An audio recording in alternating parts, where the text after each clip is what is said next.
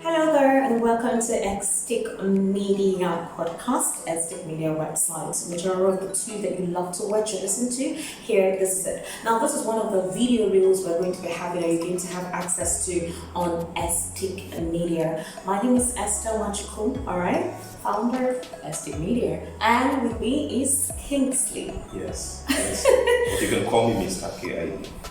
Okay, let me hear what. So there's something I want us to talk about today. This conversation is real, right? This segment is called Let's Talk Real. Now, why are we having this segment of Let's Talk Real? Relationships are the bane of what forms a community, a society, a family, and even friendships. So, what makes a community relationship? What makes a family relationship? What makes a society relationship? What makes the world in general relationship? But this time around, we want to talk more on the intimate aspect of things. This conversation will never run dry. Alright, we'll continue to talk about it because somehow in our genetical makeup, right, that is from creation, God has made it to be that we should not be alone. That's the reality of the situation. He has made it to be that we should not be alone. You need to be with somebody at some point in your life. From the age of 16, thereabouts, you begin to have some hormones that makes you crave at the first instance of things you do not understand. Well, thank God for education. They begin to educate you, so when it begins to happen, you sort of understand what is happening. Today on Let's Talk Real, we want to look at the sexual appetizers in relationships. Oh yes, it's real, and we need to talk about it. Emphasis on the sexual appetizers relationship. I think that at some point in a relationship, be that you are a couple, that is you're married officially, or you're dating whoever it is you're dating, either a man or woman, whichever it is, but so long as you guys are in an intimate relationship, sex is the core. Sex is actually the core. I'm not saying other components do not make it what it is, but I think sex is a core. I'm not married, I will be married soon. But hey, I feel like that is one spiritual connecting vice between two people in a relationship. And whether we like it or not, God has made it in such a way that it's enjoyable. You get to enjoy it. Whichever style it is that you prefer or you like, we actually enjoy it. But at some point in that relationship, that core that formed the connection between both of you becomes strained. It becomes strained. Why? Nobody knows. But issues begin to come up over time. And before you know, the relationship deteriorates. Now, as a man or a woman already in a relationship, or possibly you are married, you begin to witness that thing that made your relationship unique in the first instance, that very thing that created that bond, that extreme bond that it seems like your soulmates, right? It's dissipating. You're feeling that there's a strain. You guys are no longer as close as you used to be, right? Somehow the thread is getting loose. What do? First off, you may not even identify that something is wrong. You will just begin to see little arguments, unnecessary arguments that in the first instance it never used to be a situation in a relationship, but somehow it created that vacuum, and to communicate becomes difficult, right? The way you usually open up to your partner is something that seems to be hard to do, something that never used to be before, and you find out that you're indulging in things that normally you would invite your partner about, but you stopped. Why? In your head, you form an excuse that you will not be comfortable with it, or she will not be comfortable with it. So just go ahead and do it. At some point, you will let them know. Before it gets to that point, how do you tackle that situation? Because that is also what affects the sex in the relationship. And when I'm talking about sex, I'm not talking about it in terms of, oh, let's just have fun. Yeah, it's an element to have fun, but it's a connecting bond. It's something that you guys can reminisce and talk about and share what some, will I call it, orgasmic experiences during the intercourse. Now, talking about sharing orgasmic whatever it is. Now, number one should be communication. Mm-hmm. When you both are kind of lacking sex or running away from the fact that you're not You guys, I need to enjoying sit down for this. the fact that I want to hear this. the fact that you are not enjoying the sex, there should be communication. Because in every relationship, communication is key. So now, how do you communicate? You communicate in love. Like, babe, I'm not enjoying this. I want to enjoy this. Can we go back to the way it used to be before? Then babe will be like, okay, how do you enjoy it? Then that brings up communication. Communication is complete. How do you enjoy it? I feel like, I mean, you guys know your pattern, right? You know the thing that tips you on, you know the areas that he touches you, that gets you, what's the word, in cloud nine. Yes. But when the reality of being in a relationship sets in, which involves maybe kids coming into the family, you have extended family to interfere in your relationship, the reality of life, which includes paying bills, tax, and other responsibilities that comes up afterwards. Some elements, that used to be the very thing that kept you guys together in this instance, which is sex, begins to strain out. You're seeing that laxity. So how do you call it order? Yes. See, we are humans, and there is this thing, we change with time. So now time has happened, and there's change. Maybe the time that happened, maybe you gave birth to your first child, your second child, and that opening is not the way it used to be. Or maybe the guy is no longer as strong or as vibrant as he used to be when he was younger. Now he's getting old, and the thing is kind of shrinking with more veins. So now, what do you do? Let me ask you, at what point of a man getting older does that thing begin to come? Now, it depends on what you eat, because you are what you eat. Okay. Yes, you have what you eat. Like some ladies say they take a lot of yogurt for them to have creamy cum, you know what I'm saying? Why some drink a lot of water to have his squirty? Wow. Now, as a guy, you also watch what you eat. So how do you enjoy it? Is it no longer lasting in bed? Like how many minutes? Some doctors will say 4 to 5 minutes is okay. Before he could do 6 to 8 minutes, but now he's doing 2 minutes. Is the 2 minutes in the middle? So now, how do you enjoy it? What do you have to communicate? 2 minutes is actually long. Yes, it's actually long. 2 minutes. Unless there is a substance taken before intercourse. 2 minutes. There's no time frame anyway. Medically, there's no time frame. But is 2 minutes too long? 2 minutes. It's kind of short. Did you say 60 seconds make 1 minute? 60 minutes. Okay, no, 60 seconds make 1 minute. So you're talking about 120 minutes. Seconds. And it takes 120 seconds. And somebody stayed for 120 seconds. And before he ejaculates, hey, he tried. Yes, but some can do more. And some of these ladies, when they experience the person that does more, then there is a problem. Some ladies, when they experience a guy that does more, that can go more than 2-3 minutes, whereas a man goes for 1 or 2 minutes, whenever they are having the intercourse with a man, their minds are always going, he has come.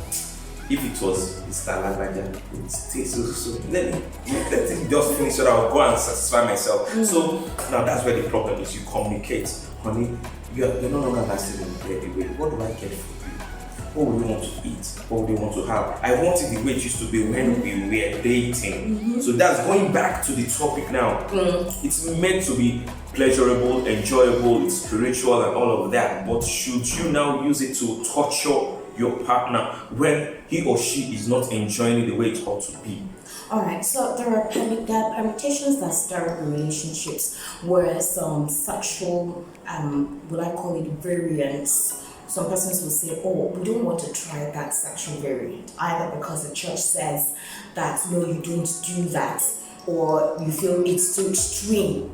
That means there are safer ways through which you can go about the process in order for both of you to enjoy it or have that kind of fun you want to have. But if you're in a relationship with your partner and there is trust established between the both of you, and you feel that that sense of variety is what will make you guys come back together, what would reinforce the bond. Esther, let me come Is it too hard? Esther, let me come again. Like I started off, I said communication. How do you enjoy it and how do you want it? Some of us grew up with the school of thought, no to oral sex. But within the line, he started practicing what we call oral sex.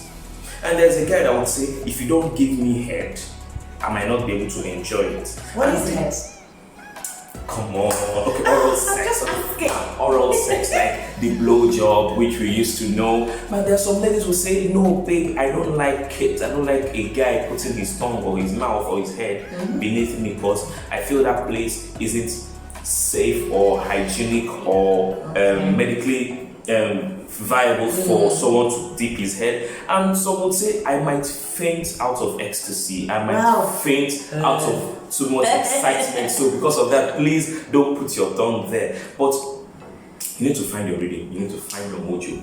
Discuss. You need to find your reading. Yes, you find need the to mojo. find Find it. Discuss. Communication is always key when it matters to relationships and sex. Honey, I want this thing back to the way it used to be. Some ladies wouldn't want fingers in. Yeah, that's true. Some will say, if you have not even put your finger, you have not even started. So, you have to communicate to know the type of person you are dealing with. How long does the lady stay to reach orgasm? How long does the guy stay to how does he enjoy it? So we have to go back to it. Not say. But okay, fine. I think already before you decide to settle down, right?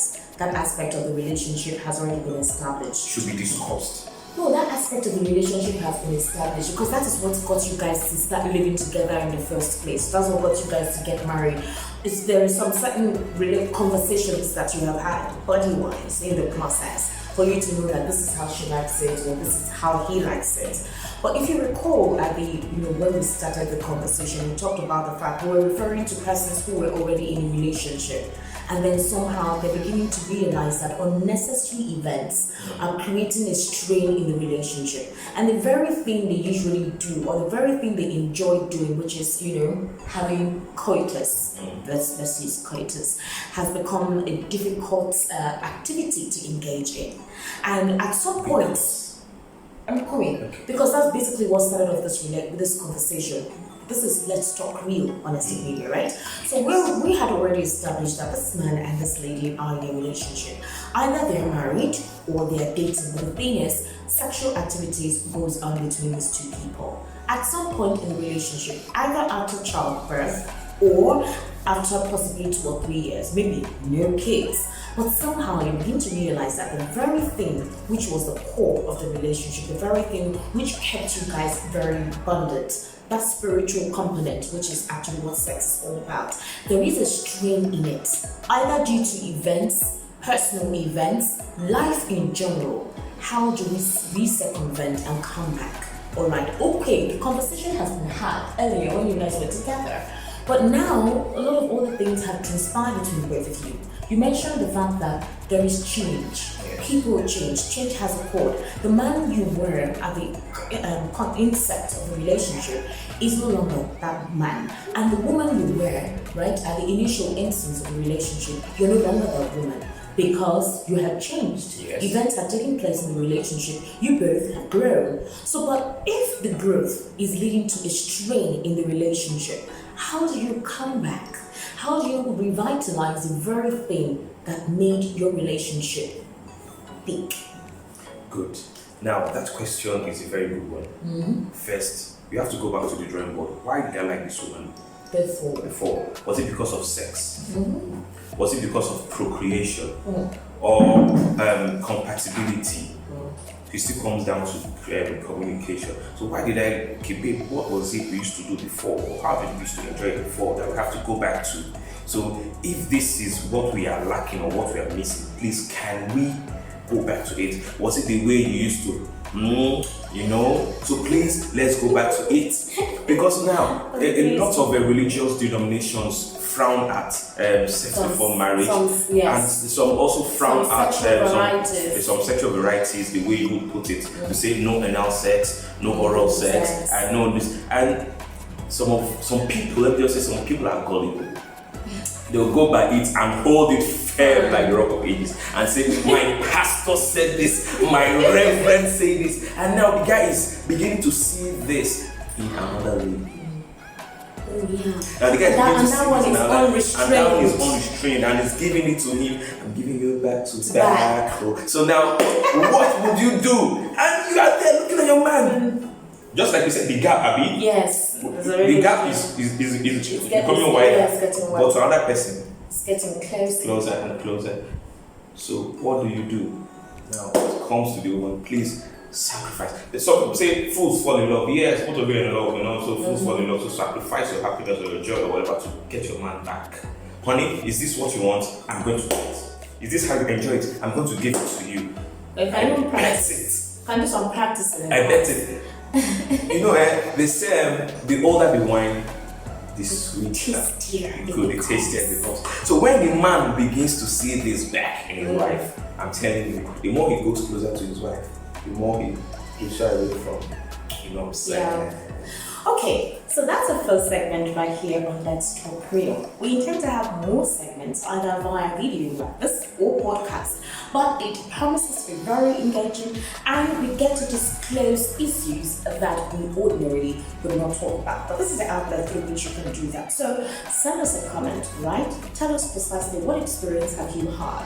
You can share your experience and we can talk about it right here. And persons can give recommendations as to how to resuscitate. But if the situation is really so bad, or if you feel it's irreparable, well, we do what we call therapeutic. You go therapeutic, you get to go for a therapist who can talk things through. Possibly if you try that system, maybe there will be a change. Somehow you guys can come back together. But we need to take note of the fact that life happens and things change. But we need to adapt to the change and we need to go along with the events that life comes up with.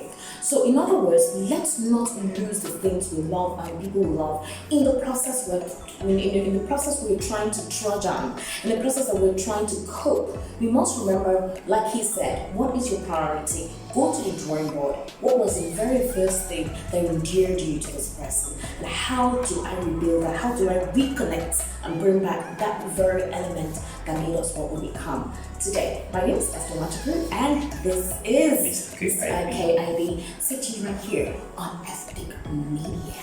We are what?